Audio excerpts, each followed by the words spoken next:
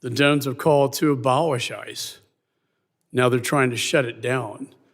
So what has happened in that 10 years? Let's go back to the last 4 to 5 years. What happened in this country and at the border? As someone who lives in the border state of Texas, we saw the most dangerous, wide open border that I've seen in my 22 years in Congress. 10 to 12 million people, and that's what we know about. I think it's far greater, came into this country. Many of them dangerous, violent criminals, some known or suspected terrorists, which I find extremely dangerous. That's why I served as an impeachment manager for Mayorkas, because he violated federal law. The federal statute says, as a former federal prosecutor, I know this, shall detain aggravated felons. What did Mayorkas do? He told his agents, that's discretionary. You can release them. As a result, we had tens of thousands of aggravated felons left on the streets of America to roam freely, not to mention the human and sex trafficking of children, Mr. Lyons, as you pointed out. So what is the administration trying to do? They're trying to remove a public safety threat from the United States of America. That is their job.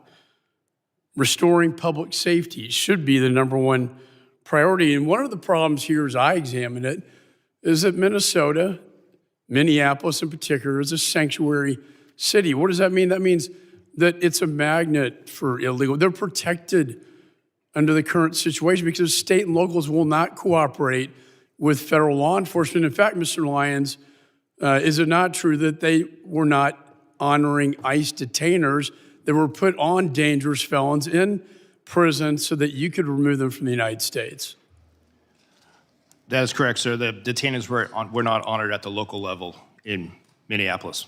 This is the number one violation. In addition, the rhetoric on the left led to over 1,000% increase in assaults on ICE officers, an increase of over 8,000 of death threats to them. All this created a perfect storm for our officers being thrown into this situation. And then Agent Bovino came into the picture, and I would argue, in fairness, that he escalated the situation by the way that was handled. Your officers are not trained to effectuate crowd control. They are trained to move in surgically, go in and remove these dangerous, violent criminals from the United States of America. I've called for de-escalation after the two deaths, the two shootings that took place. I believe that these roving patrols should be done at the border rather than in the major cities of the United States.